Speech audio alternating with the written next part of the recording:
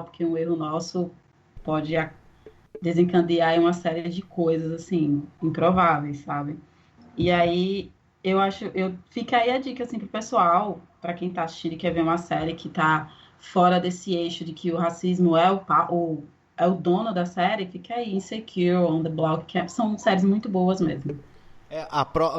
O I May Destroy You, né? Apesar, é claro que toca em alguns pontos, mas o principal ponto ainda é uma questão feminina, né? Da questão do abuso, né? Do estupro. Feminina não, né? Porque, na verdade, aborda também dois casos, né? Pra quem acompanha, dois casos.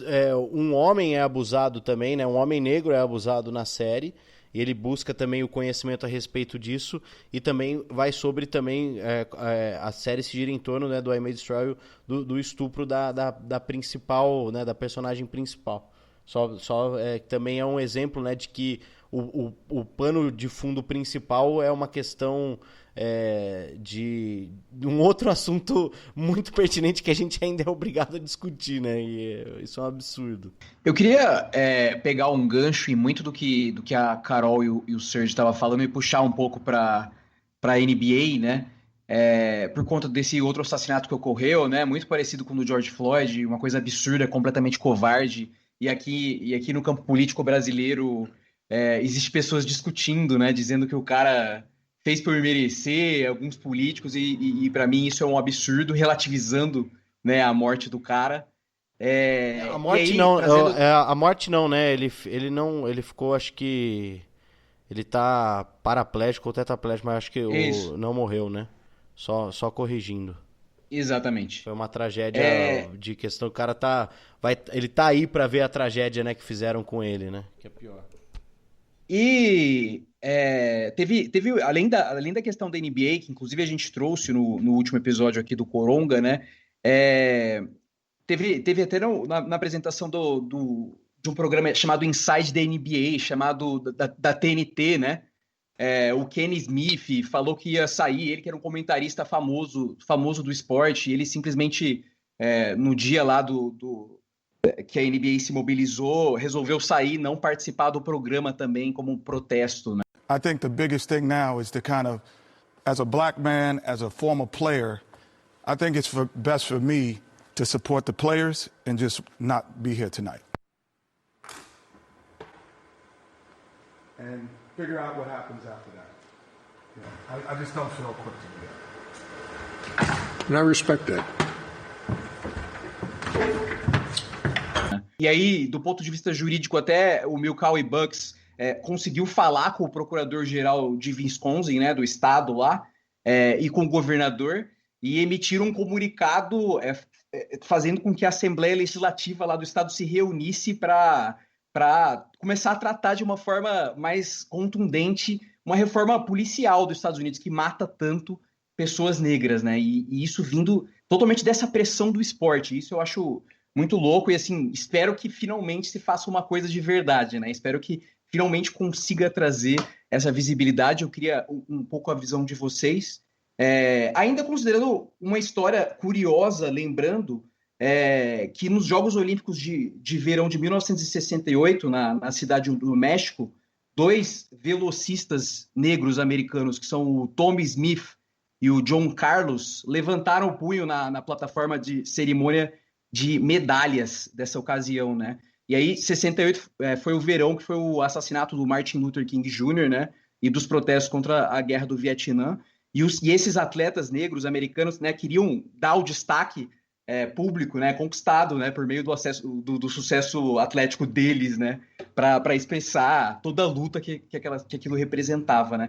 E aí que tá, e aí eu quero perguntar a perspectiva de vocês todos hoje. Esses atletas pagaram preço. Tipo, na época, as autoridades olímpicas dos Estados Unidos, né, sob pressão do Comitê Olímpico Internacional, baniram esses caras, o Smith e o Carlos, por politizarem o evento, né? Como trouxe a revista Smithsonian em 2008. E aí os caras voltaram para casa sob ameaça de morte, né? A esposa do Carlos, mais tarde, cometeu suicídio, né? E ele mesmo culpa, em parte, a pressão de todo esse caso, de todo esse acontecimento, de ter sido banido, né? E aí, inclusive, e só para fechar, voltando para a NBA, né? Teve uma apresentadora da Fox News, né, chamada Laura Ingraham, que insistiu, depois que o LeBron James foi entrevistado, falando, pô, é um absurdo que o presidente Trump faz, parece que é piada o jeito que ele trata a questão racial e ele, né, falando óbvio do que todo mundo sabe sobre o Donald Trump, né? Essa mulher falou literalmente a televisão ao vivo na Fox News, é óbvio, é o canal mais extrema-direita de todos, mas muita gente assiste, uma parcela muito relevante da população assiste, falou que ele deveria calar a boca e driblar, né? And it's always unwise to seek political advice from someone who gets paid $100 million a year to bounce a ball.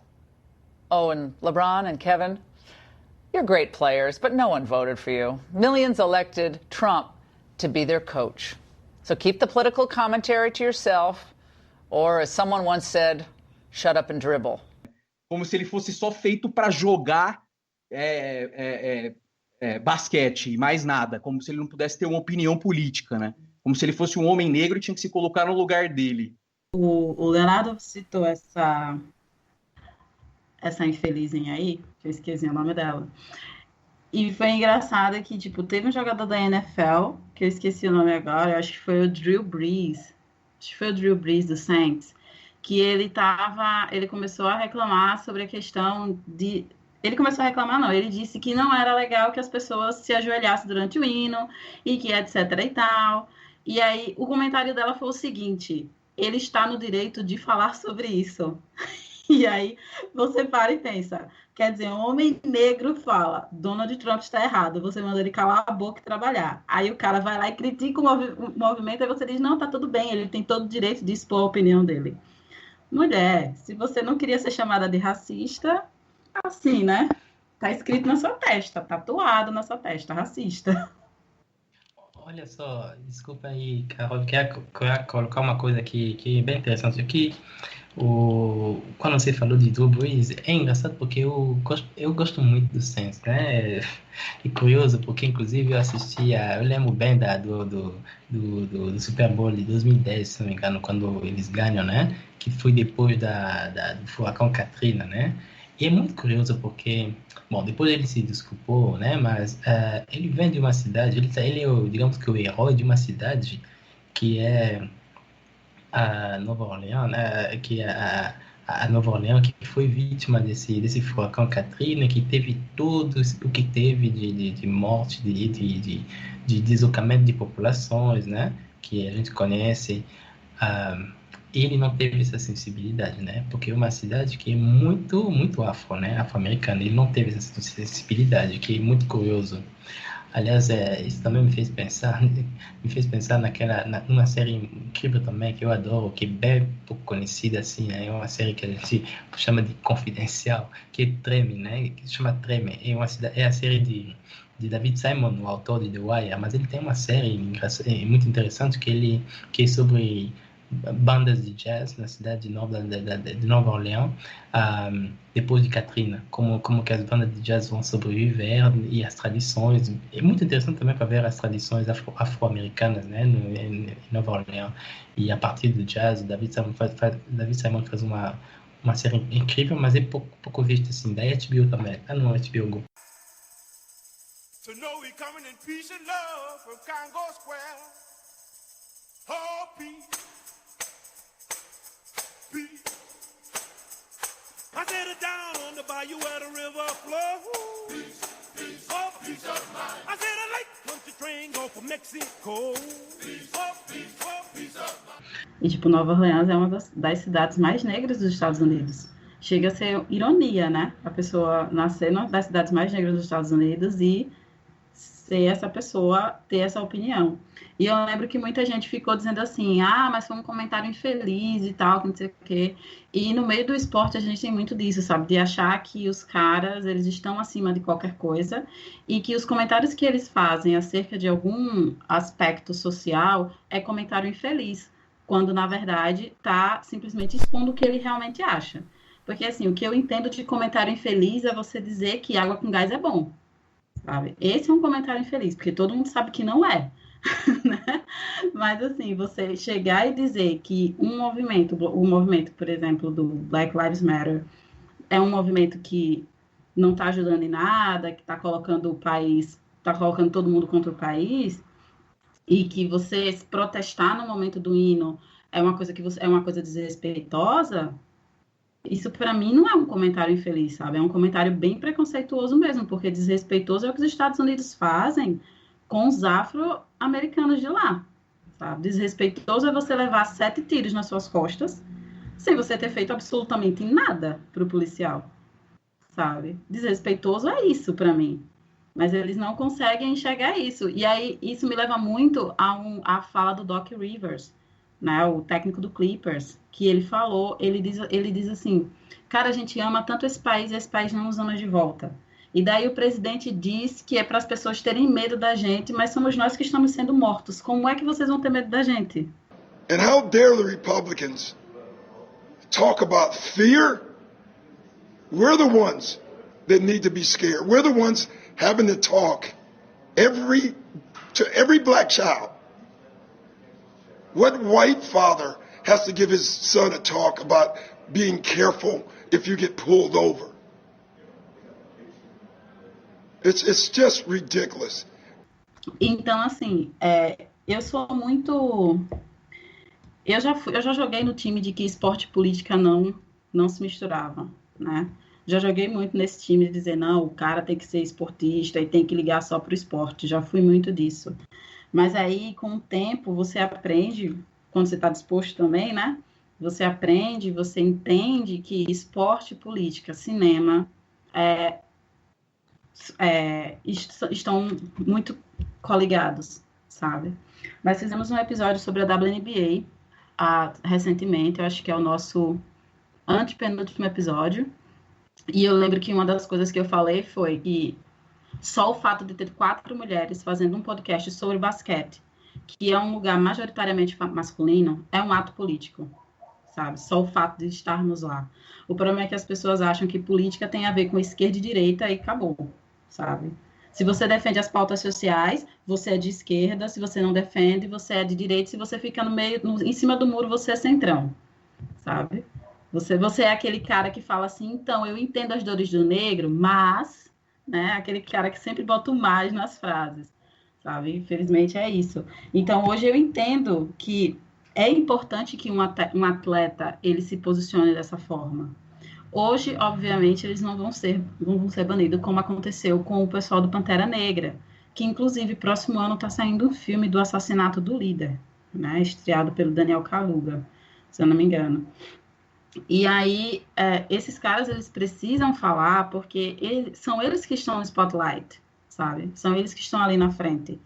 Então, e a voz deles chega em lugares em que a minha voz não chega. Então, tipo, esses caras precisam falar sobre isso, sabe?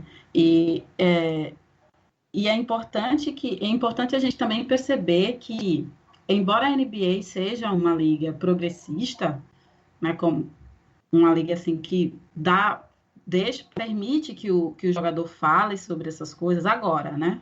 Permite que o jogador fale por essas coisas. A gente tem que entender também que toda essa movimentação, ela partiu dos jogadores.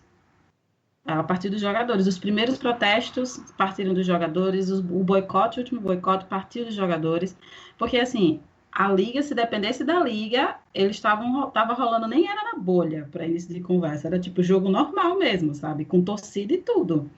Porque a NBA movimenta dinheiro.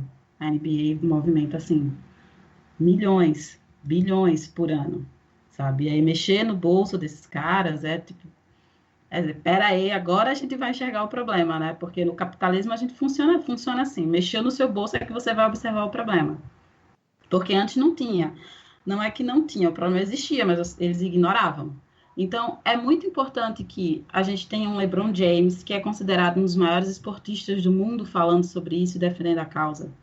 Tá? É importante que a gente tenha o Kyrie Irving falando isso. É muito mais importante que ter o LeBron James falando sobre isso, é ter a juventude da NBA falando sobre isso. E dando a cara a tapa para falar sobre isso, sabe? Porque aí você vê um Jaylen Brown saindo de Boston para Atlanta para protestar contra o assassinato de George Floyd. Você vê o Giannis Antetokounmpo dizendo, eu não vou entrar em quadra porque um homem negro foi alvejado com 7 tiros covardemente. E isso não é um caso isolado. Se for um caso isolado, é o caso isolado número